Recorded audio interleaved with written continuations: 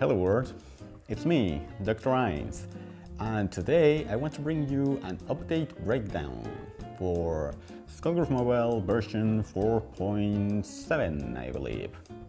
So yeah, this update basically just brings some changes to the game, but just bug fixes mostly. Alright.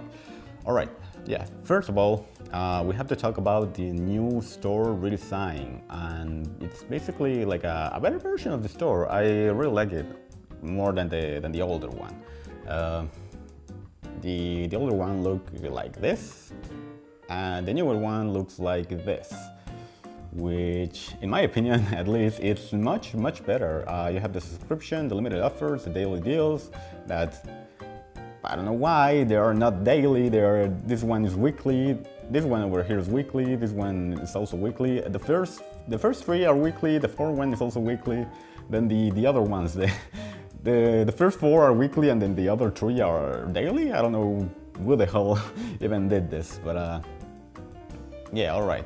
As I said, it's better than the last one, the old store. But what I don't like is that with the old store, you didn't get you get the pop-up for the offer, and then that's it. And if you remember, then okay, and if you don't, then the offer's gone.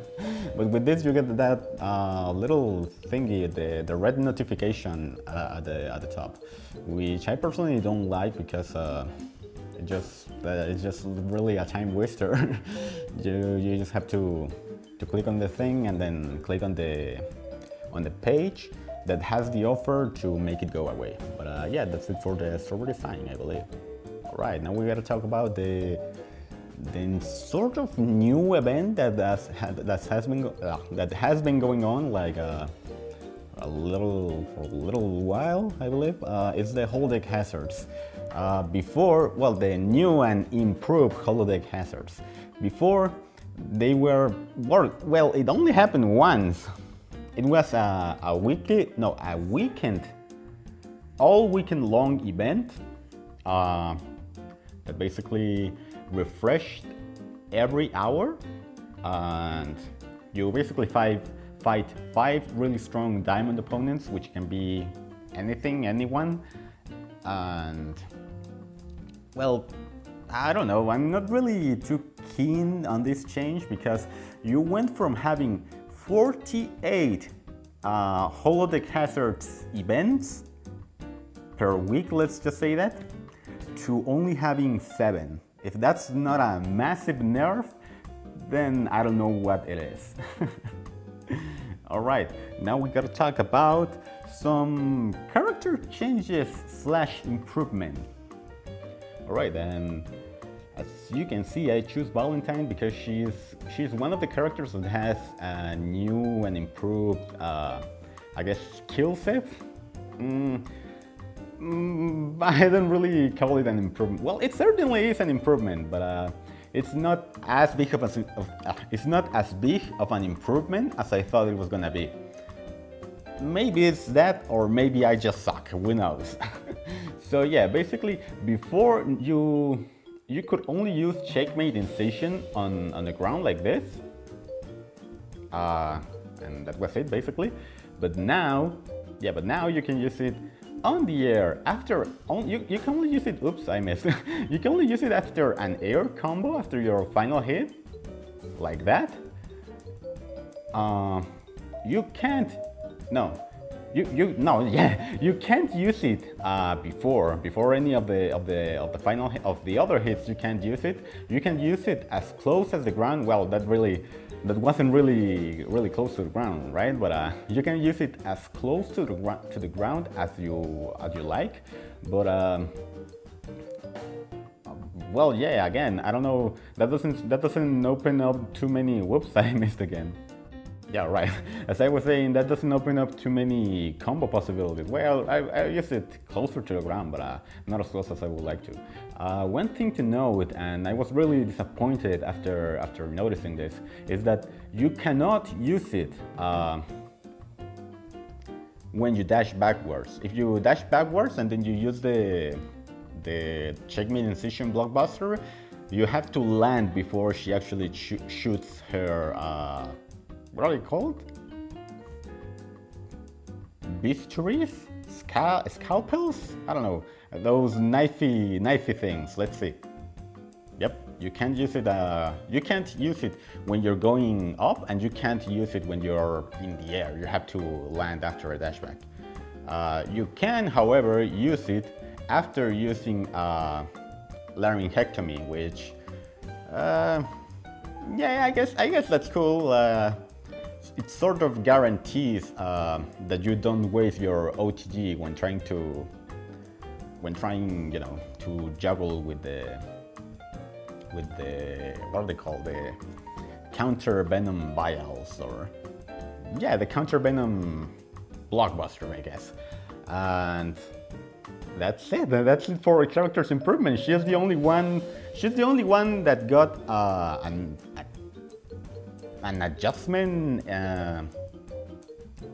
or something like that, but still doesn't seem to be like all that good. At least in my opinion. I could be wrong. I haven't tested her like a lot. I just basically use this setup, which is use the 4 blockbusters, one right after another. She doesn't have her moves upgraded at all. I believe all of her blockbusters are only level. I believe all of her blockbusters are only level 1 to 3. So that's not too good. I hope it's gonna be a much better. Nah. I hope it's gonna be. I hope someone smarter than me can figure out some crazy combos that I can copy later. But yeah, that's it for character changes in regards to gameplay functionality, because we have some adjustments that we need to discuss. Right, one of the character changes that we need to talk about, I guess, is Trill Shuriker. I believe that's her name, the golden flame squiggly that sort of looks like Michael Jackson, I believe. She got her flames adjusted. I can't really show you a before and after because I never owned Trill Shuriker to begin with, but I guess that's cool. The game can definitely look pretty. It's good for the game to look prettier and prettier with each update. So that's good for me. That's a thumbs up in my book, at least. Right. Following the character changes, we have to talk about what's her name? Biting Cold, I believe. The new golden water pain wheel. I don't know what she's supposed to be, but yeah, she's pretty busted because she completely nullifies revived-based teams, such as, you know, I can't really name an example right now because I need it. Of course, when I need something, I can't name it. But yeah, basically it makes people like Killjoy completely useless. She makes someone like, what's her name? Someone like Annie, the golden dark Annie, Sailor Moon one. I don't remember her name. She also completely nullifies that. She nullifies something like Valentine's Last Hope signature ability, which is Revive Undead. Also Cerebella's Big Top ability. She also revives when she dies. I believe also Robocopy, but I'm not entirely sure. I could check right now, but well, I can't check right now because I don't have Biting Cold yet. So sorry about that. Let's just say that she completely obliterates that, and she also got fixed in the sense that, one, she no longer ignores undead signature abilities. What that means is that someone like, if she killed Immortal Fiber before the update, she wouldn't take any damage because she completely bypasses her undead ability for whatever reason. If she kills someone like Xenomorph, again, no 3 bleeds for me. She completely bypasses that. Another thing to note is that Biting Cold signature ability used to not work properly also, because if you throw someone, well, if you threw someone, then they could revive, completely disregarding your signature ability. Also, if someone killed themselves by hitting a biting cold with thorns, yeah, they will basically sort of ignore her signature ability and could be revived normally. That doesn't happen anymore, so she's even better now. Of course, new characters are always gonna be better than the older ones. Mobile gaming, am I right? She also completely... I guess they fixed the bug, but not the whole bug, because they fixed her interaction, but the interaction that she has when she hits someone that is already dead, but sort of revives. Yeah, someone that dies and then revives immediately after because you hit them. Such as, well, any character that can gain final stand. What I mean by that is someone like, what's his name? Weekend Warrior. If you kill him and then he activates his hype mode, he gets all of his buffs, but he still dies. But if you kill him, then he activates his hype mode, and then you hit him while he is benefiting from final stand, then he sort of revives. I don't know, it's pretty stupid, and it makes me question if they even play test the game, because a lot of the time it doesn't seem like it. I don't know why. I love this game, but you just can't ignore the fags. Alright, following the trend of the characters, we have to talk about the new characters that got added into the standard pool of characters, I guess. So first we have Creature of Habit. She's the Diamond Devil, I believe. Give me a second. First of all, we have Creature of Habit, which is a diamond, so that's good. And reading on paper, I guess, because again, I don't have her. I don't have her, and I haven't faced that many Creature of Habits. I only faced like 5, I'm guessing, and that's just a rough number, rough estimate. She seems like, what's her name? Like Jawbreaker, but even better, in my opinion at least, because Miasma is just so freaking powerful. That's basically it. Miasma is just so freaking good that any character that can reliably get Miasma instantly becomes like super duper good.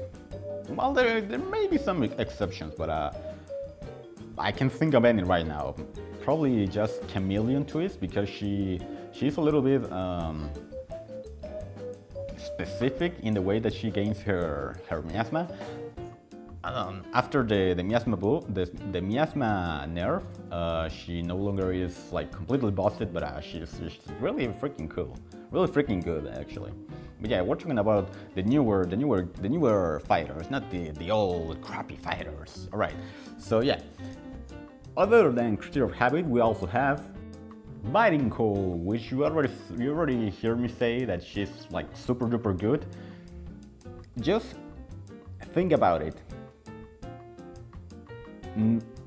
Unrevivability, I guess. The ability to block revives is like, it's so good that only before this, the only easy way to block revives was to use what's her name? Robo Fortune's level 3, which is Catastrophe Cannon Omega, I believe. That's if this right here isn't an example of obvious power creep, then I don't know what to say anymore. All right, lastly we have to talk about Prism, the Silver Peacock, the new Silver Peacock, I guess I should say, which in my opinion seems like she could become like a really powerful, almost top tier if you will, silver, but at higher rarities I believe she will lose a little bit of her punch, I guess. Not because of stats, because you know, if that were the case, then every silver will be trash at higher rarities. But no, that's not what I mean. it's because of her signature ability, which is on tracking, get 2 random buffs for whatever seconds, 15 I believe, depending on the element that your teammates are.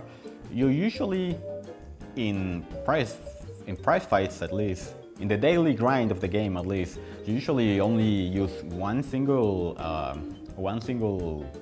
carry character, like one really powerful character and 2 trash characters that you just want to level up. The fact that she doesn't give her teammates buffs after a teammate death sort of undermines that aspect, meaning that if you tag into her, you're using your carry and you tag out, obviously your father is just going to get hit once and die.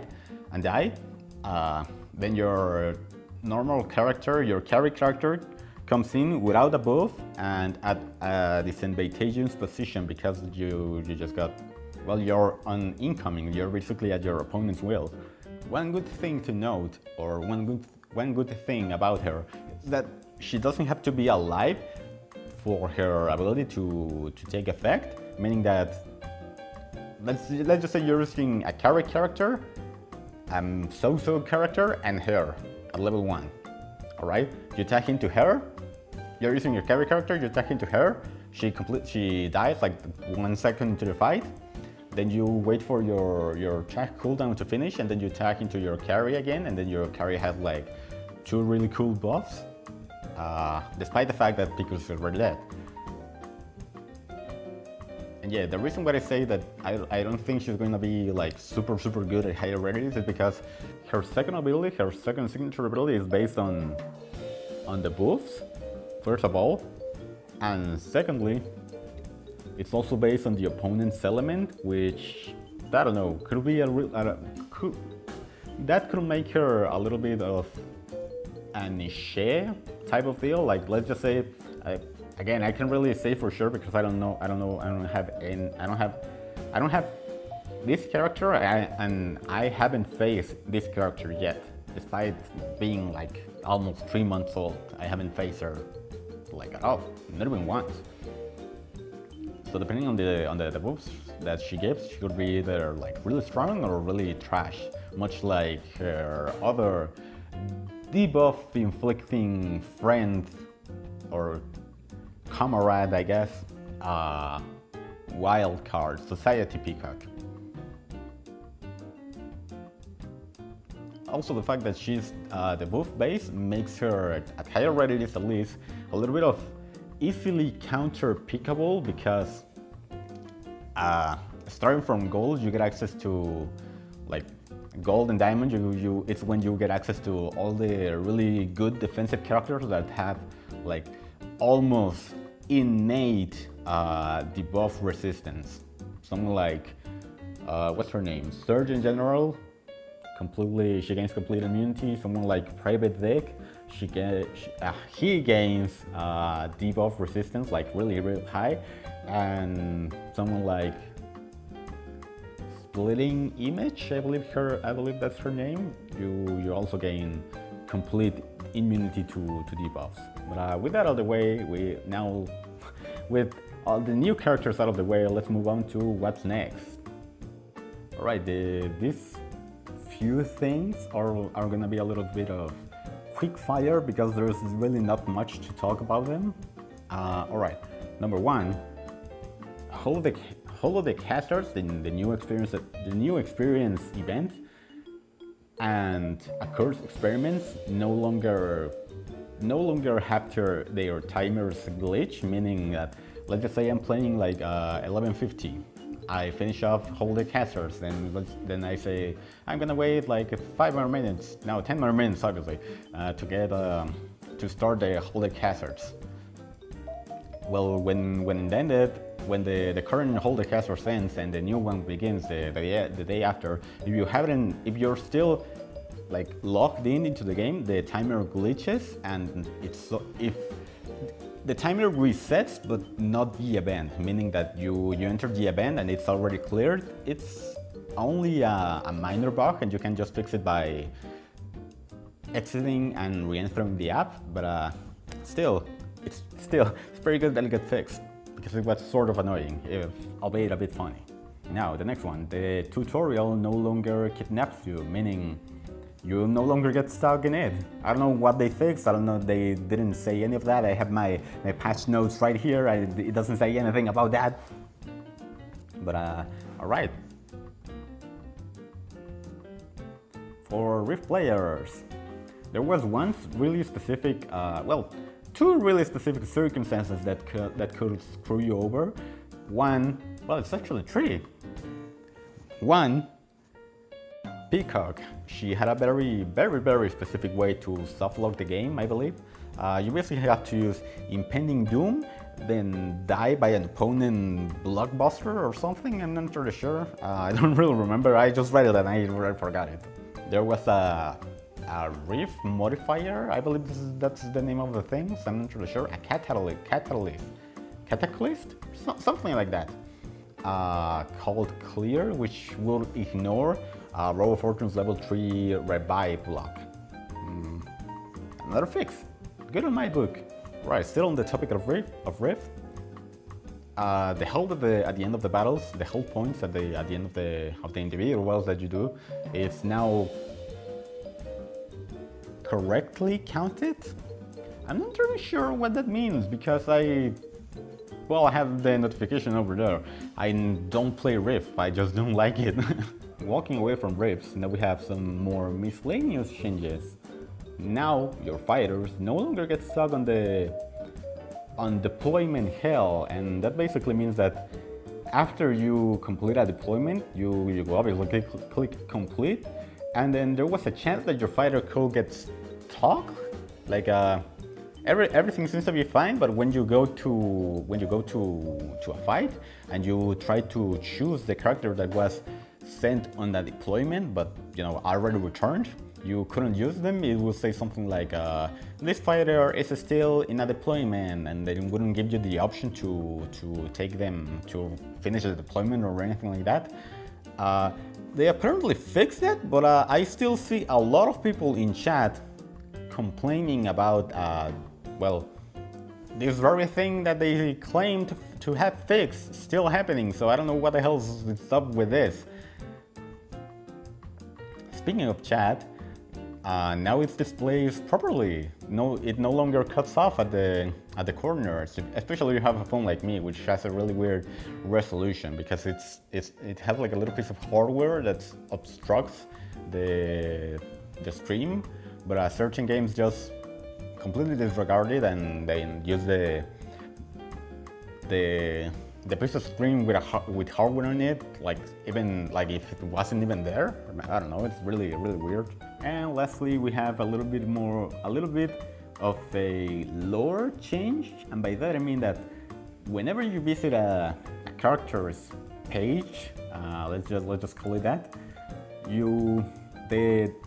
their home stage is gonna be displayed properly, and by that they basically mean that you'll never see someone like Misfortune, that she's supposed to be most closely related to Little Innsmouth. You're no longer going to see her on some place like Maple Crest or Lab Zero, because that wouldn't make any sense. I'm not really sure which characters got changed, because they didn't give any examples. Again, I don't know why. And yeah, that's gonna be it for the update. Well, sort of, because there's still one more little thing that they sort of teased. I don't know if that's the right word, but they basically introduced new fighters, but the only way but you can't get them